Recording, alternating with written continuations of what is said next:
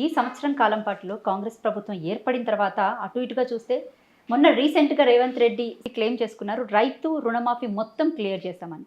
అలాగే బీఆర్ఎస్ ప్రభుత్వం ఉన్నప్పుడు రైతు బంధు ఎగ్గొడితే మేమిచ్చామని చెప్పుకున్నారు. అలాగే ఇప్పుడు జనవరి తర్వాత అంటే పొంతలి లేని మాటలు ఇక్కడ ఏంటి, ఇరిగేషన్ మినిస్టర్ ఏమో రైతు బంధు మొత్తాన్ని కాపేస్తున్నాం, రైతు భరోసా ఇచ్చేది లేదు, బోనస్సే రైతులకు ఎక్కువగా నచ్చుతుంది అని ఇలా పొంతని లేని మాటలన్నీ మాట్లాడుతుంటే ఓ పక్క నుంచి సీఎం రేవంత్ రెడ్డి ఏమో రైతు భరోసా జనవరి నుంచి ఇస్తామని అంటున్నారు. రైట్, అసలు అంటే దీన్ని ఏ విధంగా చూడొచ్చు సార్ మనం? మీరే అంటున్నారు, ఇది నమ్మదగ్గ విషయమా లేకుంటే వాస్తవాలా? రైతు రుణమాఫీ అందరికీ చేసినామని మీ దగ్గర సమాచారం ఎట్లా వచ్చిందో, ఆయన ఏ మీటింగ్లో ఏమన్నాడో నేనైతే చూడలేదు, కానీ చేశామని చెప్తున్నారని మీరు అంటున్నారు. అసలు చేయలేదు, అసలు వీళ్ళు చేయలేదు అని మేము అంటున్నాం. మొన్న ఇచ్చిన దాంతో సంబరాలు, ఏం చేశారని సంబరాలే? సిగ్గుతో తల వంచుకోవాలా? పేపర్లలో అడ్వర్టైజ్మెంట్ చేయగానే సంబరాలా? మీటింగ్లు పెట్టగానే జనాన్ని తీసుకొచ్చి మీటింగ్లు పెట్టి ఏదో మాట్లాడగానే సంబరాలా? కాదు కదా. మీరేమన్నారు 54,000 కోట్లు రైతులకు ఇచ్చినామని, ఏమన్నా బాధ్యత కలిగిన మాటేనా? అందులో ఇంతకుముందే మాట్లాడాం దీని మీద. ఏంటది? ఉచిత కరెంటుకు ఇన్ని వేల కోట్లు, కొనుగోళ్ళకి గిన్ని కోట్లు, ఇది గతంలో ఎప్పుడు చేయలేదా? వ్యవసాయం నీటిపారుదల రంగానికి 10,000 కోట్లు, గతంలో అంతకంటే ఎక్కువ ఖర్చు పెట్టలేదా? ఇలా కొత్తగా పెట్టింది ఏముంది? కొత్తగా పెట్టింది రుణమాఫీ చేస్తానని ఏదో చేశావు, అది 20 లక్షల మందికి కూడా పూర్తిగా రాలే. ఇవన్నీ మమ్మల్ని అడిగే బదులు మీరు దయచేసి మీ కెమెరాలను తీసుకుపోయి ఊళ్ళల్లో రైతులతోటి అక్కడ అడగండి. ఏ ఊళ్ళే ఎంతమంది రైతులకు రాలేదో మీకు బాగా అర్థమవుతుంది. రాని వాళ్లకు ఎప్పుడు వస్తుందో అనే దాని మీద అనేక సమస్యలు సృష్టించి కాలయాపనం చేసేయడానికి చేసే ఎత్తుగడలు కూడా వస్తున్నాయి. మరి రాని వాళ్లకు రాలేదు, వచ్చిన వాళ్ళకు పూర్తి స్థాయిలో రాలేదు. మరి ఇవన్నీ ఉన్న నేపథ్యంలో అదొకటి ఈయన కొత్తగా పెట్టాడా? రుణమాఫీ గతంలో చేయలేదా? ఏది చేసినా చేయకున్నా నువ్వు రుణమాఫీ చేశానంటున్నావు. రుణమాఫీ చేస్తే ఈ ఖరీఫ్లో రైతులకు బ్యాంకు రుణాలు 55% వచ్చినాయి, మిగతా 45% మందికి ఎందుకు రాలేదు? సమాధానం చెప్తావా రేవంత్? మీరు రుణమాఫీ చేశామని చెప్తే మరి రైతులకు ఇచ్చే అప్పులు ఏవైతే ఉన్నాయో బ్యాంకులు, దాంట్లో వాళ్ళు సగటున ఇచ్చేది సంవత్సరం ఇచ్చేది ప్రతి క్రాప్కు, అందులో 50% కూడా రాలేదు. దానికి సమాధానం ఏం చెప్తావు? అందుకే ఈ సమస్యలు ఉంటాయనే, రుణమాఫీలో ఇటువంటి సమస్యలు వస్తాయనే, ఇటువంటి సమస్యలు రైతుకు రాకూడదనే పెట్టుబడి సమయంలో రైతు బంధు ఇచ్చే కార్యక్రమం దేశంలో మొట్టమొదటిసారిగా చేశారు కదా. 2 పంటలకు ఇస్తున్నారు కదా, పంట టైం అప్పుడే ఇస్తున్నారు కదా, విత్తనాలు వేసేటప్పుడే ఇస్తున్నారు కదా. నువ్వేమో ఎలక్షన్ ఆసరా చూసుకొని అప్పుడేమో బంద్ చేసావు, ఇది లాస్ట్ రబీలో. తర్వాత పార్లమెంట్ ఎలక్షన్లో ఏదో వచ్చే ముందు మళ్ళీ ఎలక్షన్ అని చెప్పేసి అది దాటేశావు, 7,500 కోట్లు ఇవ్వకుండా చేసావు. ఆ తర్వాత ఎప్పుడు ఇచ్చావు? పంటలు కోసిన తర్వాత, కల్లాలకు వచ్చిన తర్వాత. ఇది ఆ ఒక్కటి పోయిన రబీది, ఈ ఖరీఫ్ అయిపోయింది, రబీ మొదలైంది. ఖరీఫ్లో 7,500 కోట్లు ఇవ్వాలి కదా గత ప్రభుత్వం ఇచ్చినట్టు, దానికి ఇవ్వలేదు. పెట్టుబడులు రాలేవు, ఖర్చు పెట్టలేదు, బ్యాంకులు రుణాలు ఇవ్వలేదు. ఇది రైతు సంబరాలా? రైతులకు విత్తనాలు వేసే సమయంలో రావాల్సిన డబ్బు ఇవ్వకుండా గత ప్రభుత్వం చేసింది విప్లవాత్మక పని, దేశంలో మొదటిసారి చేసిందని అన్ని రాష్ట్రాలు కొనియాడుతుంటే అటువంటిది పక్కన పెట్టి ఇప్పుడు రబీకి కూడా నువ్వు ఇంకే ఇవ్వట్లేదు, దానికి ఏదో కమిటీ చేస్తున్నావట, ఇంకేదో ఇప్పిస్తామంటావు, మళ్ళీ దీపావళి అంటున్నావు, లేకుంటే సంక్రాంతి అంటున్నావు. ఏ పండుగో ఏదో ఏ దేవుడో ఎవరి మీద ఒట్టు పెడతావో ఎప్పుడేం మాట్లాడతావో అందరికీ అర్థమవుతున్నది. నేను మాట్లాడితే రాజకీయం అంటారు. అందుకోసం అది కాకుండా ఈ దేశంకి ఇంకా చాలా కథలు చెప్తారు. ఏ మంత్రి మాట్లాడినా దురదృష్టం అమ్మా, ఏదో రాష్ట్రాన్ని అప్పుల కుప్ప చేసిండు, మేము మిత్తిలు ఎక్కువ కడుతున్నాం. మీకు ఏమైనా అవగాహన ఉందా? బుద్ధి ఉందా? దేశంలో ఈ రాష్ట్రం ఏ స్థానంలో ఉంది ఆర్థిక పరిస్థితుల మీద ఎప్పుడైనా చూసారా? మీరు అవగాహన చేసుకున్నారా? అవగాహన చేయించుకోవడానికి ప్రయత్నం చేశారా? ప్రయత్నం చేసుంటే మీ 6 గ్యారంటీలకు, 5 గ్యారంటీలకు, 420 హామీలకు ఎంత డబ్బు అవుతుందో ఒకసారి చెప్తారా? ఆ డబ్బు ఎలా వస్తుందో చెప్తారా?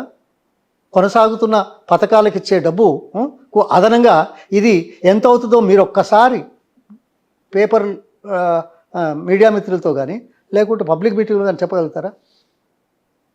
ధైర్యం ఉందా? లేదు. ఆ, ఈ రాష్ట్రం యొక్క ఆర్థిక పరిస్థితి కేసీఆర్ గారి ప్రభుత్వంలో చాలా బాగుంది. ఇగో ఇక్కడే నేనేం ఊరికే కథలు కాదు, కబుర్లు కాదు, ఇవన్నీ ఉన్నాయి. ఆ?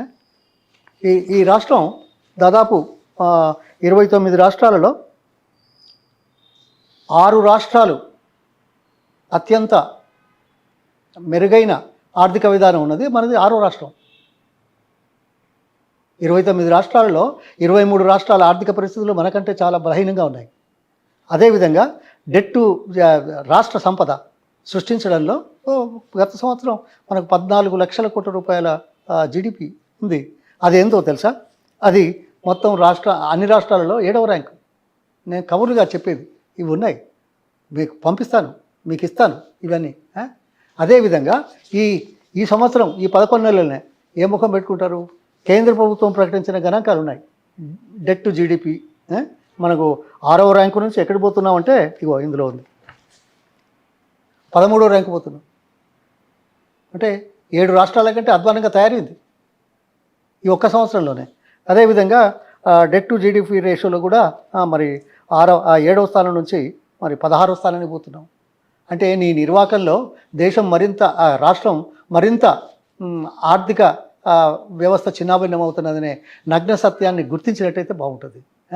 ఏ మనిషివయ్యా, నీకు తెలుసా ఆర్థిక వ్యవస్థ గురించి? పరిశీలించావా? క్యాపిటల్ ఇన్వెస్ట్మెంట్ బడ్జెట్ అని పెడతాం అభివృద్ధి కోసం. దాని అర్థం తెలుసా? అది ఎందుకు పెడతారో తెలుసా? దేశంలో మన రాష్ట్రం ఏ స్థానంలో ఉందో తెలుసా?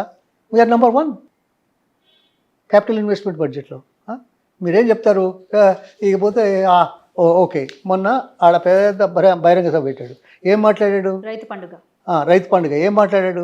ఉన్న అరగంట లోపల 27 నిమిషాలు ఏం చెప్పాడు? నేను ఈ ఈ జిల్లా బిడ్డను, అప్పుడెప్పుడో ముఖ్యమంత్రి ఇక్కడైనాడు, ఇప్పుడు ఇది నేను చేస్తానంటే వీళ్ళు పుల్లలు పెడుతున్నారు అనే మాట మాట్లాడుతున్నారు. సిగ్గుందా? ఫార్మాతోటి జీవో ఇచ్చావు, అది విత్డ్రా చేసావు, వాళ్ళని ఏదో మెప్పించేందుకో ఒప్పించేందుకో. ఎందుకంటే ఎస్సీ కమిషన్ వచ్చింది, ఎస్టీ కమిషన్ వచ్చింది, హ్యూమన్ రైట్స్ కమిషన్ వచ్చింది, ఉమెన్ కమిషన్ వచ్చింది, జైల్లో ఉన్న దళితులు గిరిజనులు వాళ్ళందరినీ కలిసినరు. ఎప్పుడో కామెంట్ వస్తుంది, చెంపదెబ్బ పడుతుందనే ఉద్దేశంతో మొదలే ఇది మళ్ళీ ఫార్మా అని తీసేసినాం. తీసేసి ఇప్పుడు ఏమంటావు? నీ అతి హుషారు, నీ అతి తెలివి కొనసాగించడానికి చేసే ప్రయత్నం ఏం చేస్తున్నావు? మళ్ళీ ఏదో ఇండస్ట్రీ అని 2900 ఎకరాలకు కాకుండా నువ్వు 500 ఎకరాలు 600 ఎకరాలకు అది ఇచ్చాడు. అది రికార్డు ఉంది వాళ్ళు. అంటే 500 ఎకరాలలో ఓ కంపెనీ పెట్టి ఏమంటాడు 20,000 ఉద్యోగాలా ఏదో అన్నాడు. వాళ్ళందరికీ డబ్బులు వస్తాయి, మంచి ఉద్యోగాలు వస్తాయి. ఓహో, ఇప్పుడు జ్ఞానోదయం అయిందనమాట. ఇప్పుడు ఇస్తామన్నమాట. వాళ్ళు అసలే ఇప్పుడు అనుబంధం వాళ్ళని ఒప్పించి మెప్పించి చేసేది నువ్వు ఒక డిక్టేటర్గా చేశావు. ఇప్పుడు నిన్ను నమ్మరు వాళ్ళు. మేము కూడా మిమ్మల్ని నమ్మట్లేదు. తప్పనిసరిగా మేము ప్రతిపక్షంలో ఉన్నాం, మిమ్మల్ని ఎక్స్పోజ్ చేస్తాం, ప్రజల ముందు నిలబెడతాం దోషిగా. అలా చేస్తుంటేనే కదా నువ్వు మాటలు మారుస్తూ తాపకోటి చేస్తూ చేయాల్సిన పనులు చేయకుండా చేసేటి బయటికి రాకుండా చేసే ప్రయత్నాలు కనబడతలేవా? ఇంతకంటే ఏం చెప్పమంటారు చెప్పండి? ఇదేమో ఇది రైతు బంధు దాని మీద కమిటీ అట. ఇన్ని సంవత్సరాలు దాదాపు 78,000 కోట్లు ఇచ్చాం, రైతులకు అందలేదా? ఎక్కడైనా మోసం జరిగిందా? దానికి కమిటీ ఎందుకు? కమిటీ వేసి కాలయాపన చేయడానికే కదా. నువ్వు ఇప్పుడు ఇయ్యలేవు కదా, కాలయాపన చేసి నేను చేస్తున్నానని నమ్మించడానికే కదా. ఒక పథకంలో రైతులు బాగుపడే అవకాశాలను పక్కన పెట్టి కమిటీలు వేసి కాలయాపన చేసి నువ్వు ఇయ్యలేకపోయే దైన్య స్థితిలో ఉండి ఈ నాటకాలు ఆడుతున్నాడు. ఇంత కొత్తగా మొట్టమొదటిసారి ఏదైనా ప్రోగ్రాం పెట్టినప్పుడు సరే దాన్ని మంచి చెడులన్నీ ఆలోచించడానికి చేసే ప్రయత్నాలు చేస్తారు. అది ఇదేమన్నా కొత్తదా? నువ్వు ఇది లీజ్ ఫార్మర్స్ వాళ్ళకి ఇస్తా అన్నావు, మాట లేదే. రైతు కూలీలకు ఇస్తా అన్నావు, మాట లేదే. మళ్ళీ దీనికి ఒక కమిటీ, ఇవన్నీ పునఃసమీక్షించేందుకు. కాలయాపన కోసమే కమిటీలు, కాలయాపన కోసమే నీ అంటే బలహీనతలను తర్వాత ఫెయిల్యూర్స్ను కప్పిపుచ్చుకోవడానికి చేసే ఎత్తుగడల్లో భాగంగా ఈ నాటకాలు ఆడుతున్నాడు. అంతకంటే ఏం చెప్పమంటారు? మీరు గ్రామాల్లో వెళ్ళండి, అది బెటర్ కదా. మమ్మల్ని అడిగి ఏదో సీఎం ఇట్లా అన్నాడు, కాంగ్రెస్ వాళ్ళు ఇట్లా అన్నారు, తర్వాత ఈయన ఇట్లా అన్నాడు, ఈ పార్టీ ఇట్లా అన్నది, ఆ పార్టీ మేము గ్రౌండ్లోకి ఎప్పటికప్పుడు తిరుగుతాను ఉన్నాం సార్. గ్రౌండ్లో ఉంది. గ్రౌండ్లో చెప్పింది సీఎం మాట్లాడినట్టుగా వస్తున్నది ఎక్కడన్నా రాలేదు. ఆయన సీఎం వస్తుంది, ఏం చెప్పినా వస్తుంది, కుక్కన్నా వస్తుంది, నక్కన్నా అంటే వస్తుంది. ఎవరేం మాట్లాడినా కూడా అక్కడ ఆ, ముఖ్యంగా అంటే ప్రధాన ప్రతిపక్ష పార్టీ నేతలుగా మీరు ఉన్నారు కదా, మీరే దగ్గరుండి చెప్పిస్తున్నారు, మీరే పెయిడ్ ఆర్టిస్టుల్ని క్రియేట్ చేస్తున్నారు, మొత్తం పెయిడ్ మీడియా అని చెప్పేసి చిత్రీకరిస్తున్నారు దీన్ని. ఇక మరి దొంగ దొంగ దొంగ అనకుండా ఉంటాడా? ఎందుకు వచ్చింది ఆ పదం? మీకు తెలుసు కదా, దొంగ దొంగ దొంగ అంటే దాని అర్థం ఏంది? తన దొంగతనాన్ని కప్పిపుచ్చుకోవడానికి, తన వైఫల్యాలను కప్పిపుచ్చుకోవడానికి ఎదుటి వాళ్ళని నిందించే ప్రక్రియ ఇది మొదటి నుంచి ఇవాళ కొత్త కాదు కదా. అది మీకు అర్థమైతే, అది మాకు అర్థమైతే, జనాలకు అర్థమైంది. ఇప్పుడు 11 నెలలనే అర్థమైంది.